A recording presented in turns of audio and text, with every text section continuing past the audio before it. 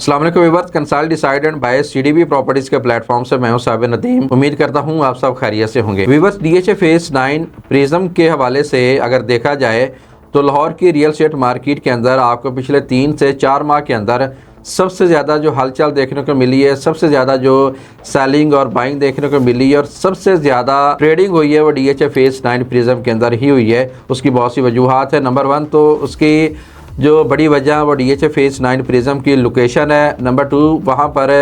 अभी भी जो आपको प्लॉट की प्राइसेस मिलती है वो मार्केट रेट से डाउन मिलती हैं, तो इकोनॉमिकल प्राइसेस का होना था। इसके अलावा गवर्नमेंट की तरफ से जो टैक्सेस के अंदर रिलैक्सेशन दी गई, एफबीआर का जो रेट है उसके अंदर जो कमी की गई, गल्फ़ के अंदर अमेरिका ईरान की जो जंग थी उसकी वजह से ओवरसीज से पाकिस्तान का बहुत ज़्यादा पैसा स्पेशली मिडल ईस्ट से पाकिस्तान में आया था। और पाकिस्तान में डीएचए से ज़्यादा रियल एस्टेट के अंदर सेफ सोसाइटी कोई नहीं है जहाँ पर ओवरसीज अपना पैसा इन्वेस्टमेंट करके अपना पैसा लगा के एक मेंटल सुकून जो है वो फील करता है, एक माइंड पीस जो है वो फील करता है, वो डीएचए ही है। तो इसी वजह से डीएचए फेज 9 प्रिज्म चूँकि इकोनॉमिकल था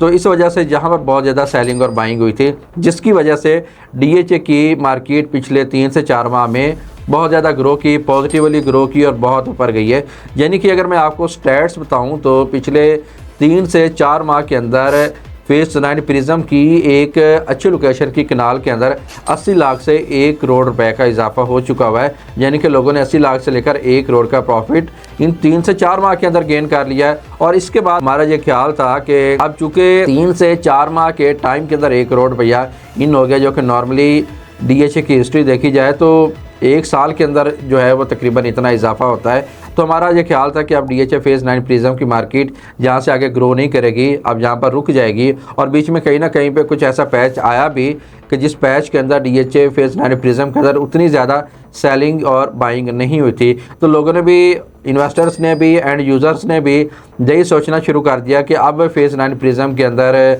कोई हलचल नहीं होनी, इसके अंदर किसी किस्म की ग्रोथ नहीं होनी, ये स्टैगनेंट हो गई है, ये रुक गई है, स्टक हो गई है, तो जहाँ पर अब इन्वेस्टमेंट का फ़ायदा नहीं है। लेकिन उन तमाम लोगों की इन्फॉर्मेशन के लिए मैं आपको बताता चलूँ कि हमारे भी जो अंदाजे थे वो गलत साबित हुए, क्योंकि डीएचए फेज 9 प्रिज्म के अंदर डेली बेसिस के ऊपर जो प्लॉट्स के रेट्स हैं वो इंक्रीज़ हो रहे थे और अभी भी हो रहे हैं और आगे भी होते रहेंगे। और जैसे जैसे रेट्स बढ़ रहे हैं, होना तो ये चाहिए था कि मार्केट से बाहर गायब हो जाना चाहिए था और बहुत से इन्वेंट्री जो है फॉर सेल अवेलेबल होनी चाहिए थी, लेकिन उसके बावजूद बहुत लिमिटेड इन्वेंट्री अवेलेबल है, बायर मार्केट के अंदर मौजूद है, अभी भी वो बाइंग कर रहा है, क्योंकि उसको पता है कि डीएचए लाहौर के तमाम ऑन ग्राउंड फेजेस में इस वक्त अभी भी डीएचए फेज 9 प्रिज्म जो है वो बहुत इकोनॉमिकल है। इसके जो रेट्स है वो मार्केट के रेट से कम है। यानी कि आप कंपैरिजन करें कि डीएचए फेज 9 प्रिज्म का इस वक्त जो कंपैरिजन है वो डीएचए फेज 7 के साथ किया जाता है, क्योंकि करेंटली देखा जाए तो इन दोनों फेजेस के अंदर ज़्यादा सेलिंग और बाइंग हुई है। डीएचए फेज 7 के अंदर इस वक्त आपको 3.5 करोड़ के अंदर एक